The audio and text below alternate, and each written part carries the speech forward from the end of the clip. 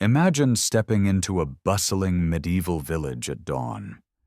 The air is thick with the scent of damp earth, wood smoke, and the faint aroma of onions sizzling in clay pots.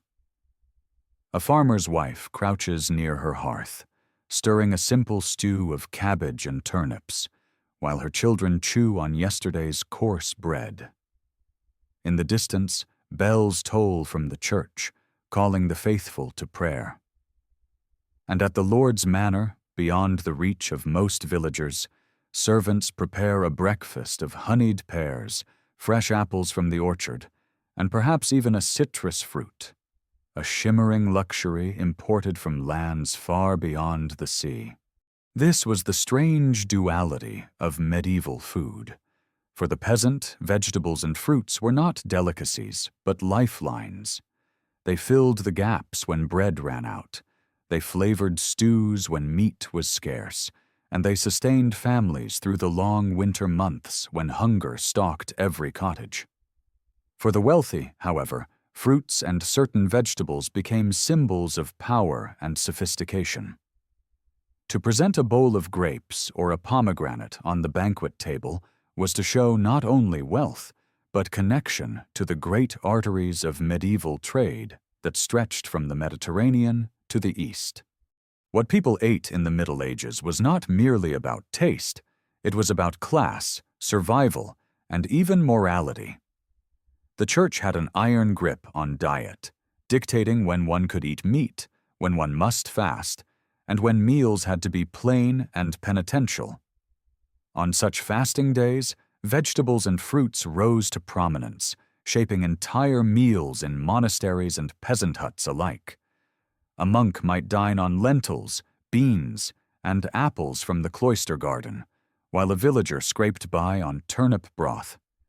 These humble foods were not only sustenance, they were tied deeply to faith, discipline, and the rhythm of the seasons. The story of fruits and vegetables in medieval Europe is, therefore, a story of contrasts. On one end, the hearty greens and root crops of peasants, the everyday fare of the common folk. On the other, the rare and exotic fruits that only nobles could afford to taste. And in between, a rich tapestry of tradition, medicine, and belief that elevated a simple apple or a cabbage into something far greater than food. When we think of medieval banquets today, we often imagine roasted boars, overflowing goblets of wine, and mountains of meat. Yet the truth is far more complex. Vegetables like cabbage, onions, leeks, and garlic were the bedrock of daily survival, while fruits like apples and pears were staples of the countryside. And every so often, in the halls of kings and queens, oranges, figs, and pomegranates would dazzle the eye, shimmering like jewels among the heavy dishes of meat and bread. To understand which fruits and vegetables were most popular in the Middle Ages, we must walk through the fields of peasants, the cloister gardens of monks, and the orchards of kings. We must taste the earthy bitterness of turnips, the sweetness of apples plucked in autumn, and the rare delight of a citrus fruit carried across mountains and seas. Each bite tells a story, not just of flavor, but of survival, faith, and power. So let us step back in time and uncover the gardens of the medieval world. For in those gardens, tended by both peasants and princes, we will find the true staples of life in the Middle Ages, the fruits and vegetables that sustained, delighted, and defined an era. If bread was the body of the medieval diet, then vegetables were its breath, the humble companions that gave flavor, texture, and sustenance to a life lived close to the soil. For the peasantry, vegetables were not optional extras. They were daily necessity, cultivated in small plots beside cottages or gathered from the wild. Unlike the meat-heavy feasts of nobles, the common man's table groaned under bowls of boiled greens and roots, foods that filled the belly even when they brought little luxury. Cabbage, for instance, reigned supreme. Hardy, abundant, and able to grow in the poor soils of Europe, it was the peasant's constant companion. Villagers boiled it into stews with onions, or chopped it finely to ferment into early forms of sauerkraut, which preserved it through the long winter. The smell of simmering cabbage was so ubiquitous that to many medieval travelers, it was the very scent of peasant life. Alongside cabbage came the turnip, another vegetable central to survival. Turnips could be eaten raw, roasted, or boiled, and they grew reliably even in harsh climates. In times of famine, entire families lived on nothing but turnip broth.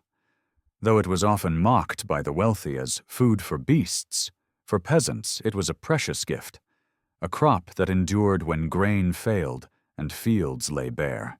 Leeks and onions were equally essential. Their sharp flavors brightened otherwise bland porridges and pottages, while their hardy nature made them easy to grow. Garlic, too, was widespread, not only for cooking, but also as a supposed cure for ailments ranging from stomach aches to the plague. In peasant kitchens, these bulb vegetables were not only food, but medicine, treasured for their power to both heal and sustain. Beans and peas held a place of honor as well, forming the backbone of medieval protein for the poor. They were dried, stored, and boiled into thick soups that could last for days. A pot of bean stew simmering over a cottage hearth was a sign of comfort, of survival. Indeed, legumes were so critical that without them, the medieval peasant diet would have collapsed. Carrots, in their early forms, were not the bright orange we know today, but pale and often woody. Yet they were eaten nonetheless, grated into pottages or roasted with herbs. Parsnips, more common and sweeter in the cold, provided a valuable substitute for scarce sweeteners. In a world where sugar was an exotic treasure from the East, the parsnip was a humble answer to the craving for sweetness. These vegetables, though ordinary to us, carried immense symbolic weight in the medieval village. To eat cabbage and turnips was to belong to the earth itself.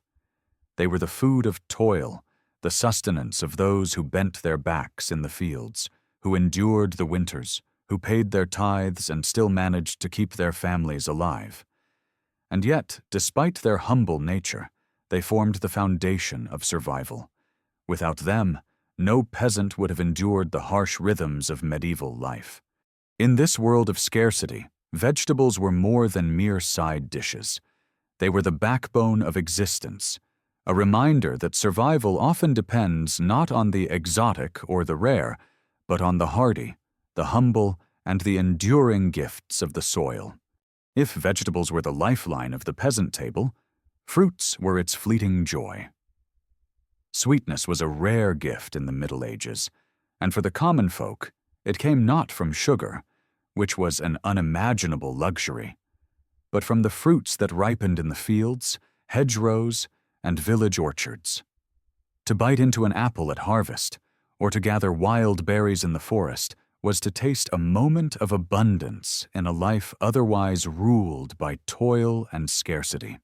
Apples stood above all as the fruit of the common man. Hardy and adaptable, apple trees grew in village orchards and along field borders. Some apples were eaten fresh in autumn, others stored in cool cellars to last through the winter, and many were pressed into cider, which became one of the peasants' favorite drinks. The apple was not just food, but comfort, a link between daily sustenance and festive cheer. It was simple enough to fill the bellies of children, yet versatile enough to be blessed at church festivals and used in rustic remedies. Pears also grew widely, though they were less reliable than apples.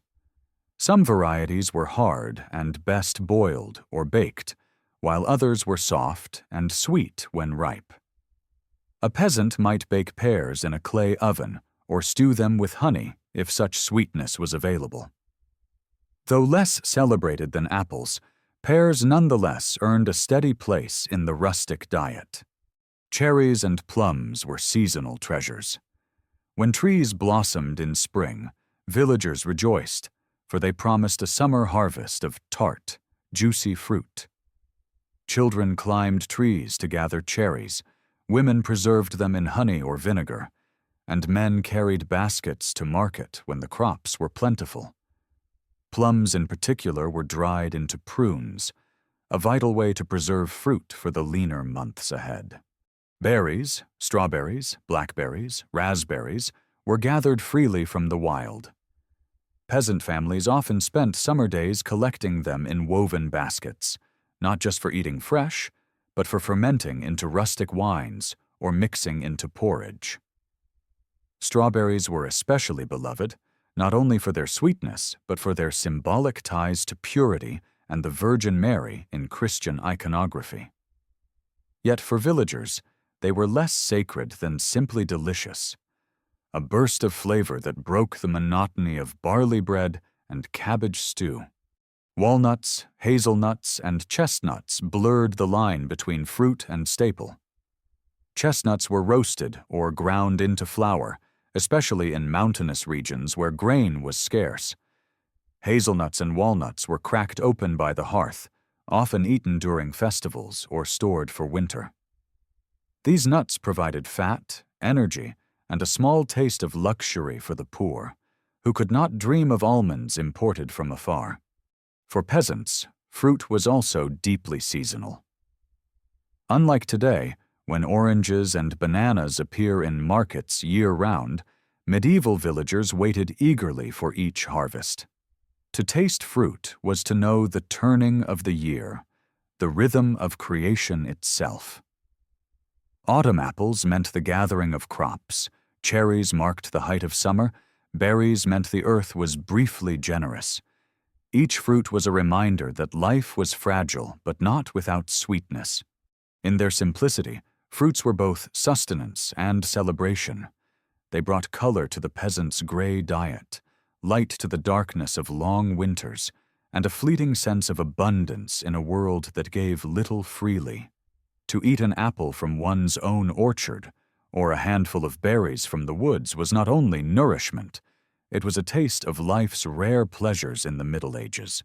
If the peasants lived by what the earth gave freely, nobles and monasteries reshaped the earth itself to suit their tables and their beliefs. Behind stone walls and cloister gates, gardens flourished, not wild patches of survival, but carefully tended landscapes of order and plenty. These were not merely plots of food, but symbols of power, knowledge, and devotion. The vegetables and fruits that grew within them told a story very different from the peasant's cabbage patch. In monasteries, gardens were sacred spaces. They were designed not only to feed the brethren, but also to heal and to teach.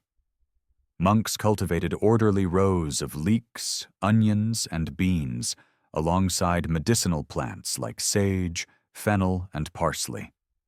Fruits such as apples and pears grew in carefully pruned orchards, while vines and trellises carried gourds, peas, and sometimes grapes. For monks, tending these gardens was an act of discipline, a form of labor dedicated to God, mirroring the order of creation itself. Each seed planted was both practical and spiritual, providing food for the table and remedies for the infirmary. Monastic gardens also acted as centers of knowledge. While peasants planted by instinct and tradition, monks kept written records, copied manuscripts on herbs, and experimented with grafting fruit trees. A monastery's cloister might smell of lavender and mint, while its orchard offered apples used in both pies and medicinal tonics. In this way, monasteries preserved botanical wisdom that would later shape European horticulture for centuries. For nobles, gardens were less about survival and more about prestige. Castle gardens and manor orchards displayed not only the wealth of the lord, but his ability to command nature itself. High walls surrounded these gardens, protecting them from thieves and animals. Inside, rare fruits like figs, quinces, and sometimes even exotic plants brought back from crusades were grown with care. Guests feasted on dishes flavored with herbs and fruits no peasant would ever taste. A bowl of figs on a noble's table spoke as loudly as a suit of armor. It was a declaration of power and refinement. Vegetables also played a role, though differently than in peasant homes. Nobles enjoyed artichokes, asparagus, and more delicate greens when available. Unlike the monotonous pottages of the poor, noble kitchens experimented with layered dishes, sauces flavored with herbs, and colorful presentations. The garden thus fed not only the stomach, but the spectacle of status. The separation between noble and monastic gardens was not absolute. Both cultivated apples, pears, and plums, though the nobility valued them for taste and feasting, while monks saw them as medicine and provision. Both grew herbs like rosemary and thyme, though monks chanted psalms as they harvested, while nobles used them to flavor lavish meals. In both cases, however, gardens symbolized order, a deliberate shaping of God's creation into forms that served man's higher aspirations. Visiting one of these gardens was like stepping into another world. Compared to the muddy fields of peasants, these enclosed spaces were oases of symmetry and beauty. Paths were lined with hedges, beds divided by geometry, fruit trees grafted for better yields. A guest might walk beneath pear trees heavy with fruit, or gaze at fountains surrounded by aromatic herbs, marveling at the abundance carefully crafted from soil. In truth, noble and monastic gardens offered more than food. They offered power over hunger, over the cycles of scarcity that haunted the common folk. They showed that with knowledge, wealth, and labor, one could bend the natural world toward plenty. To eat from these gardens was to eat not just fruit and vegetables, but privilege itself. If apples, pears, and cabbages belonged to the peasants, then the true treasures of the fruit world glittered only on the tables of kings, nobles, and the wealthiest merchants. In the Middle Ages, fruit was more than food. It was spectacle, a shimmering jewel of exotic trade routes and distant lands. To serve certain fruits was to declare one's wealth and power, to remind guests that the reach of one's influence extended far beyond the castle walls. Foremost among these luxuries were citrus fruits, lemons, oranges, and citrons. Imported at great expense from the Mediterranean, they arrived in northern Europe as rare wonders. Their taste, sharp, tangy, and unlike anything else available, was exotic to palates, accustomed to the mild sweetness of apples and pears. To place a bowl of oranges on the high table was to display wealth as vividly as golden goblets or silk tapestries. For nobles, these fruits were not merely eaten. They were symbols, conversation pieces, proof of connections to the farthest corners of Christendom and beyond. The pomegranate held an equally powerful place in noble life. Its ruby-red seeds dazzled the eyes, its form appeared in art and heraldry, and its symbolism tied it to fertility, abundance, and even the blood of Christ. Nobles delighted in serving it at feasts, not only for its beauty, but for the message it carried. Here was a fruit of kings, imported from lands touched by crusaders and merchants. A feast decorated with pomegranates was as much a sermon of wealth and status as it was a meal. Figs and dates, too, traveled from distant markets. For the wealthy, they were sweet jewels preserved and transported across deserts and seas. They might be eaten fresh when possible, or dried and served with wine. In the cold halls of northern castles, such fruits were marvels of geography, reminders of lands where the sun was hotter and the soil more generous. To taste a fig in winter was to touch a world most peasants would never even imagine. Grapes, though grown in certain regions of Europe, were also markers of privilege. Fresh grapes were delicate, prone to spoiling quickly, and thus difficult to transport. To serve them in abundance was to show that one's estate had access to vineyards or the means to import them at cost. Beyond eating them fresh, grapes were the source of wine, the drink of nobility and clergy, sanctified at the altar and savored in every hall. For peasants, wine was a diluted rarity. For nobles, it was life itself. Drawn from their own vineyards or imported in casks from abroad.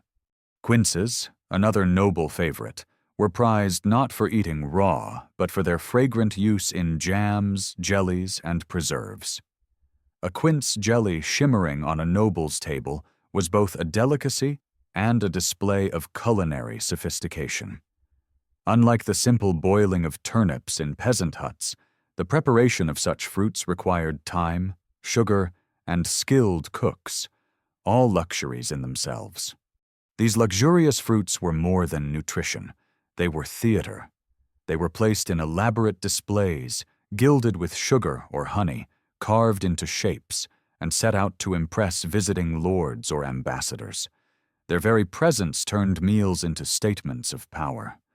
While the poor ate turnip soup by firelight, nobles bit into figs and citrus by candlelight, the taste of distant lands mingling with the heavy scent of roasted meats and spiced wines. And yet, even for nobles, such fruits were fleeting pleasures.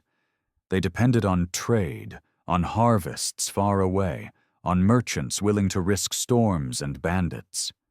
Every orange on a noble's table carried the story of ships crossing the Mediterranean, of caravans trudging along dusty roads, of markets buzzing with barter. It was as much a triumph of global connection as it was a triumph of wealth. Thus, the luxurious fruits of the Middle Ages were never just food. They were treasures of status, carried across oceans and deserts to glitter for a moment on a high table before vanishing into history.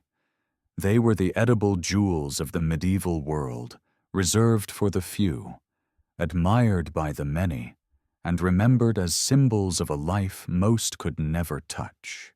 While peasants clung to their cabbage, onions, and beans, and nobles savored their citrus fruits and pomegranates, there was another layer to the medieval table. Vegetables and greens so rare, so foreign, that their very presence marked a household as sophisticated and connected to the wider world. These were the imported vegetables, the exotic, green treasures of the Middle Ages, carried along the arteries of trade from the Mediterranean and even farther east. Take the aubergine, or eggplant, for example. Unknown to northern peasants, and often viewed with suspicion even by learned physicians, it slowly crept into Europe through the Arab world. Its glossy purple skin made it look like something unnatural, almost alchemical, and its bitterness confirmed peasant suspicions that it was food unfit for Christian mouths.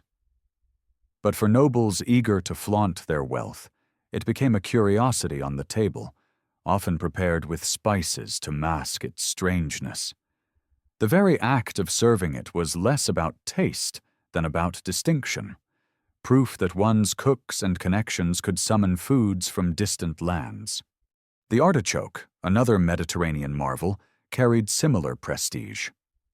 Though it required care and skill to cultivate, it made its way into noble kitchens, where it was dressed with oils, herbs, and vinegar.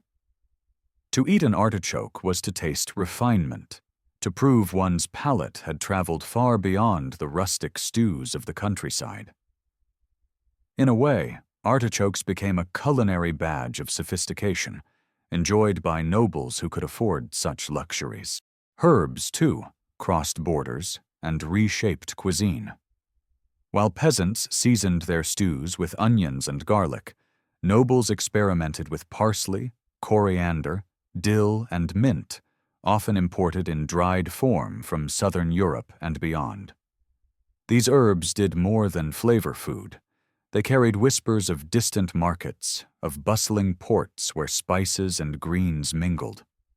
To serve a dish with exotic herbs was to show mastery of not just cooking, but culture, blending the old with the new, in a world that was slowly learning the language of trade.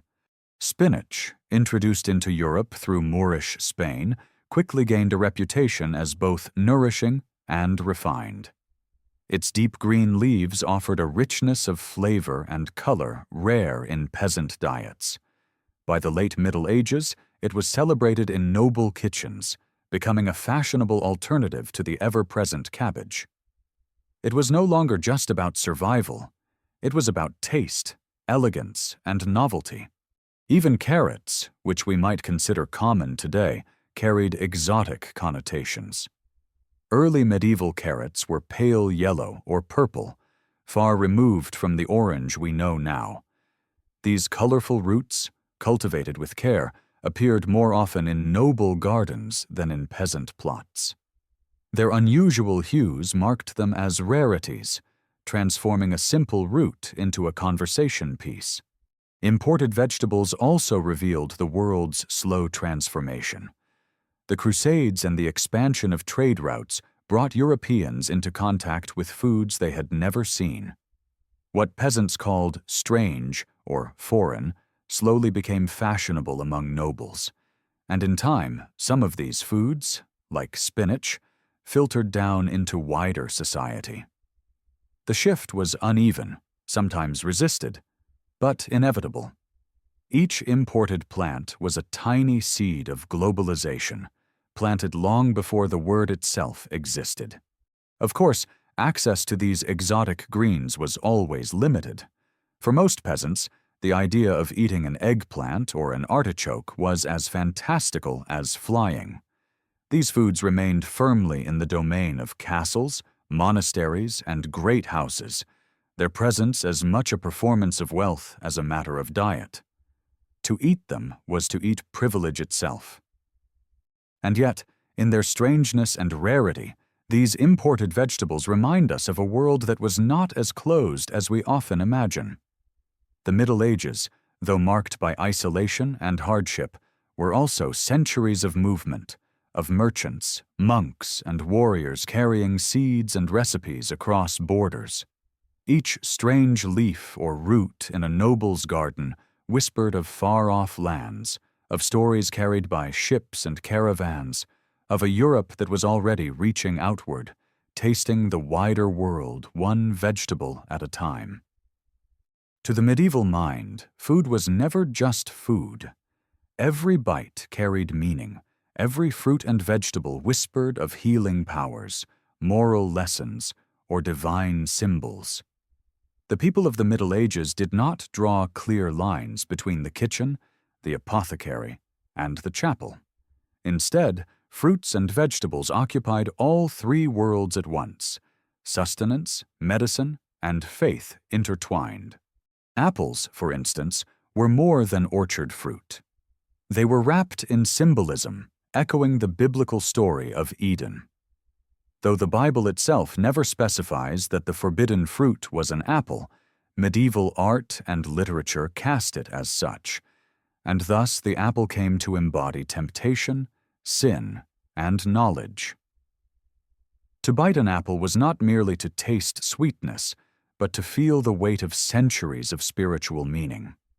At the same time, apples were also prescribed in remedies, baked or boiled for digestive troubles, mashed into poultices for skin irritations. They were at once sacred metaphor and humble medicine. Garlic, so common in peasant diets, was equally revered and feared. It was considered a gift of protection, hung in cottages to ward off evil spirits, witches, and the plague. Healers prescribed it to purify the blood and strengthen the body. It was pungent, earthy, and powerful, a vegetable that carried both mystical weight and practical application.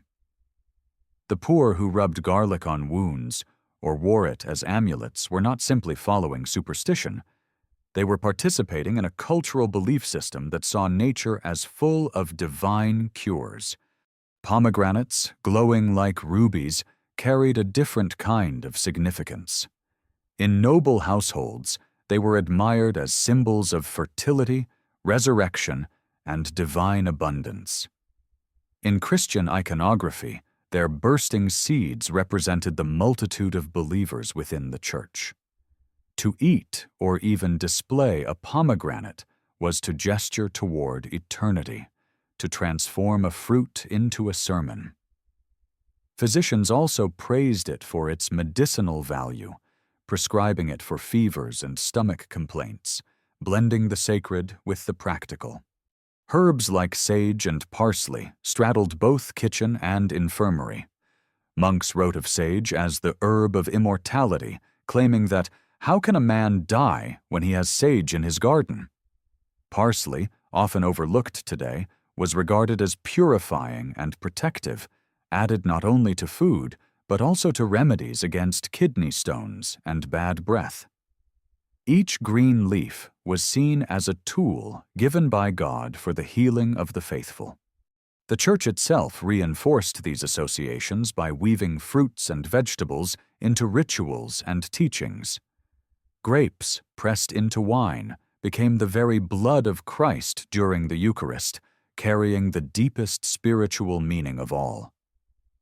Bread and wine together transformed from mere staples into sacraments, a reminder that food was a bridge between body and soul.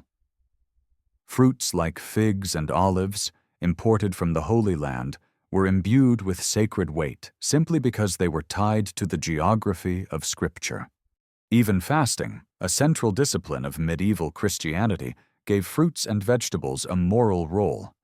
On meatless days and during Lent, vegetables, legumes, and fruits took center stage at both peasant and noble tables.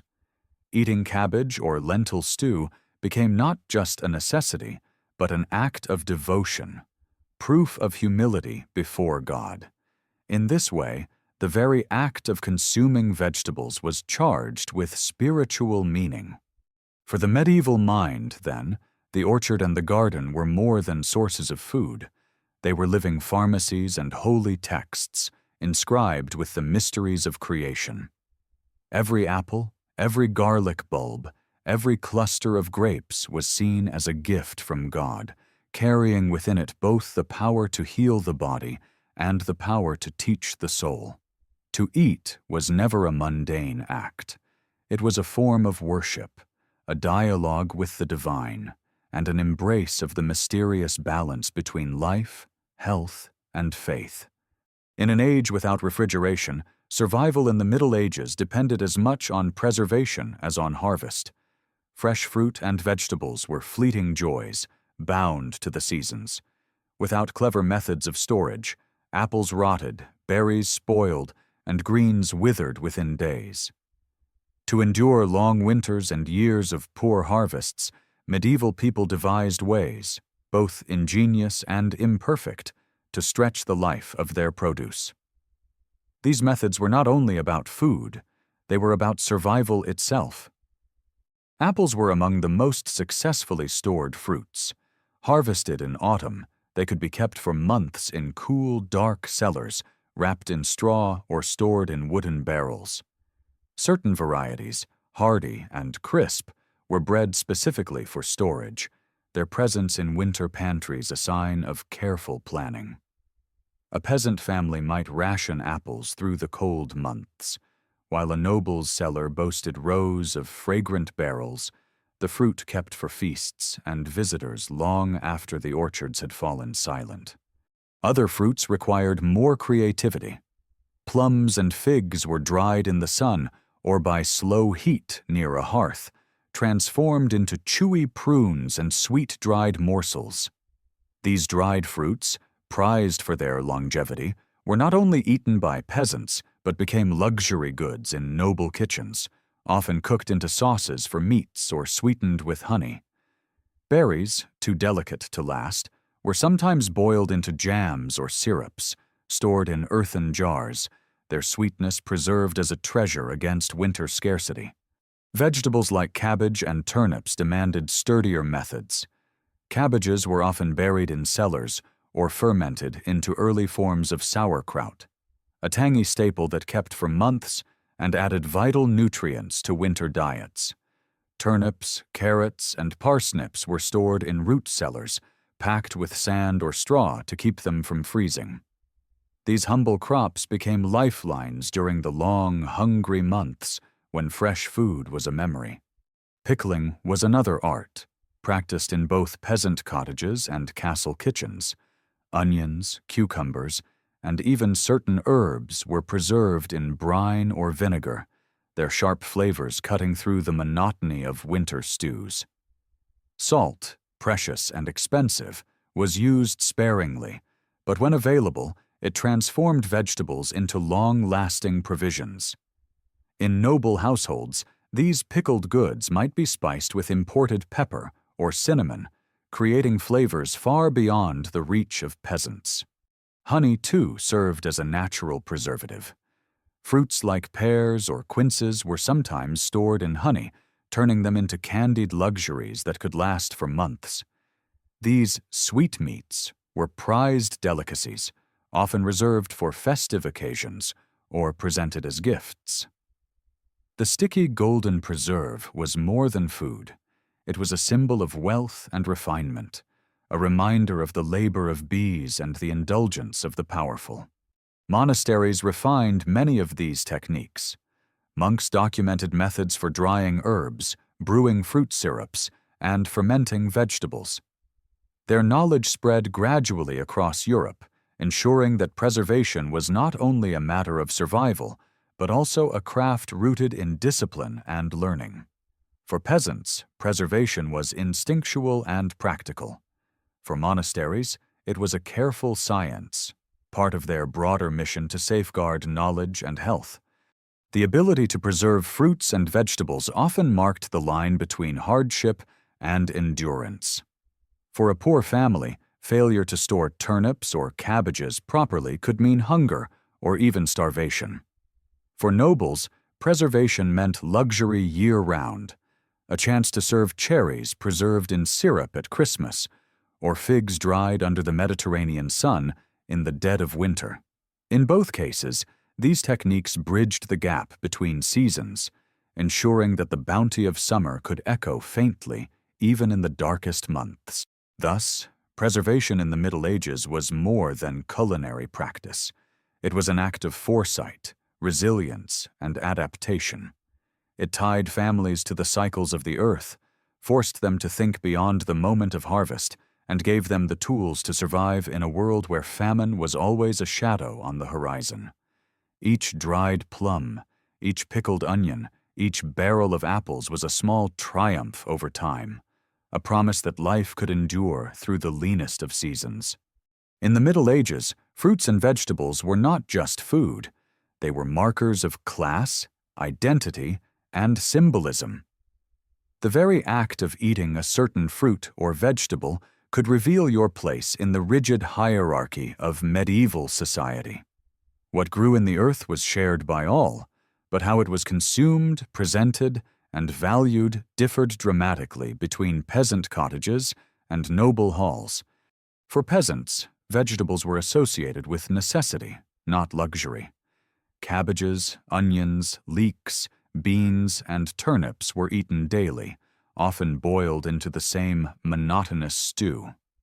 These foods became synonymous with poverty, seen by nobles as coarse and unrefined. To live on cabbages was to be tied to the soil, to labor, and to a life of survival. Some medieval writers even mocked such diets, claiming that peasant food breeds peasant bodies. The poor ate what filled them, not what delighted them.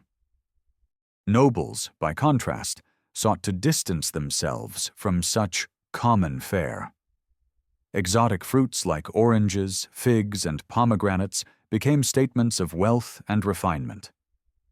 To place these on a banquet table was to show not only taste but power, since these foods had to be imported at great expense. A bowl of citrus signaled ties to distant trade networks. A dish of candied quinces whispered of luxury kitchens and skilled cooks.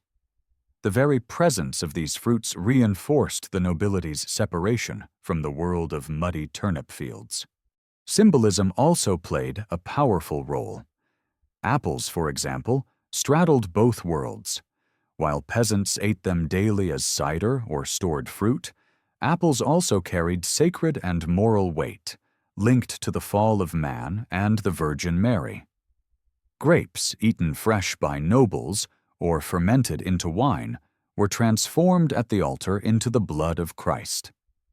Thus, the same fruit could mean humble survival in one setting and divine mystery in another. Vegetables, too, carried layered meanings. Garlic, for peasants, was both food and protection, hung over doors to ward off evil. For the nobility, its pungent odor was often considered crude, unfit for refined company.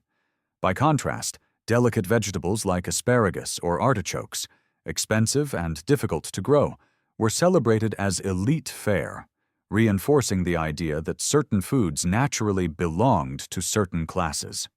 Even the colors of fruits and vegetables mattered. The bright red of pomegranates symbolized fertility and Christ's blood. The golden glow of imported citrus suggested wealth, light, and divine favor. By comparison, the pale tones of turnips and cabbages reinforced their reputation as plain, earthly, and base. What peasants saw as nourishment, nobles saw as emblematic of their social inferiority. Festivals and rituals often heightened these divides. At peasant weddings, apples or nuts might be tossed among guests as a symbol of fertility and abundance.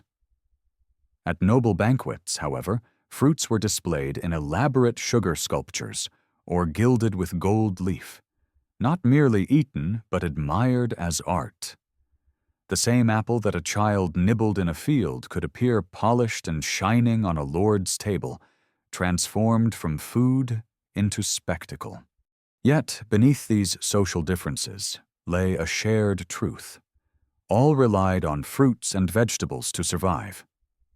Whether eaten in simple pottages or presented as jeweled delicacies, these foods bound medieval society together in unseen ways. They were the lifeblood of both huts and castles, connecting rich and poor through the same soil, even as class transformed their meaning. In the end, fruits and vegetables in the Middle Ages were more than sustenance. They were mirrors of society. They reflected the divides of wealth and poverty, the influence of faith, and the symbolism woven into everyday life. To understand a medieval table was to understand the world itself, one where food was never just eaten, but always carried meaning. As we close the chapter on medieval fruits and vegetables, one thing becomes clear. They were far more than humble foods. They were survival tools, social markers, religious symbols, and cultural treasures. From the steaming cabbage pots of peasants to the glittering bowls of pomegranates on noble tables, each fruit and vegetable carried a story, not only of taste, but of class, identity, and belief. For the peasants, vegetables like cabbages, turnips, onions, and beans formed the very foundation of life. Without them, there would have been no endurance through the lean winters, no survival during years of poor harvests. These were the foods of resilience, hardy and reliable, grown in every garden and simmered in every pottage. They were mocked by nobles, yet without them, the medieval world would have starved. For the nobility, fruits and rare vegetables became instruments of display. Oranges and lemons, imported at staggering cost, gleamed like treasures in candle-lit halls. Pomegranates and figs dazzled guests with their beauty and exoticism, while artichokes, spinach, and herbs showed off refined tastes and connections to faraway lands. For the elite, food was power, every bite a performance of wealth and influence. Religion and medicine layered new meanings upon these foods. Apples symbolized temptation, grapes became the blood of Christ, garlic warded off evil, and sage promised health and long life.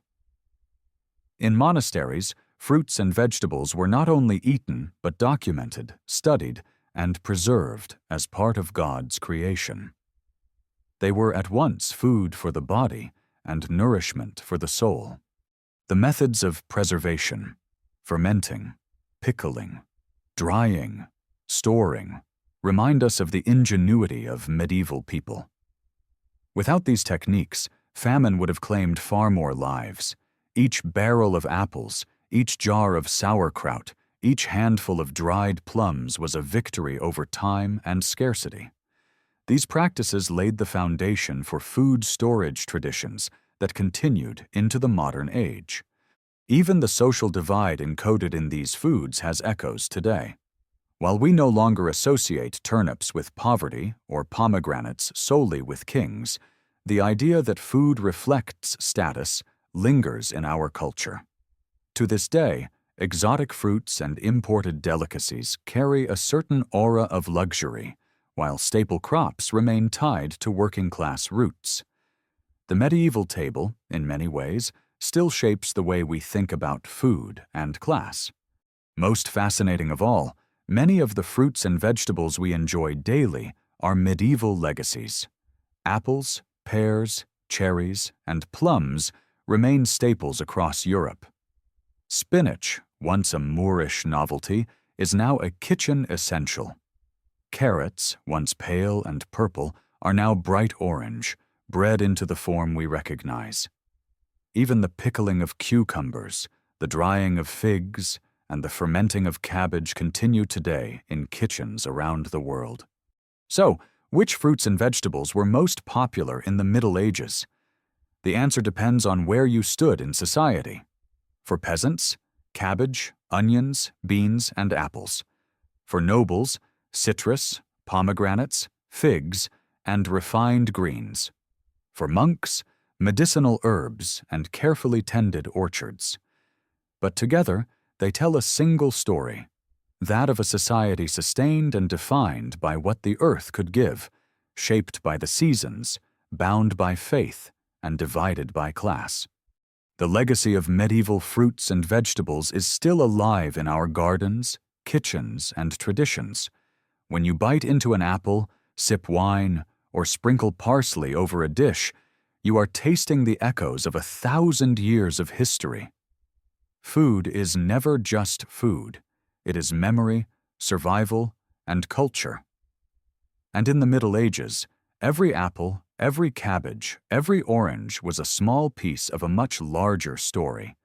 The story of how humanity endured, believed, and celebrated through the gifts of the earth.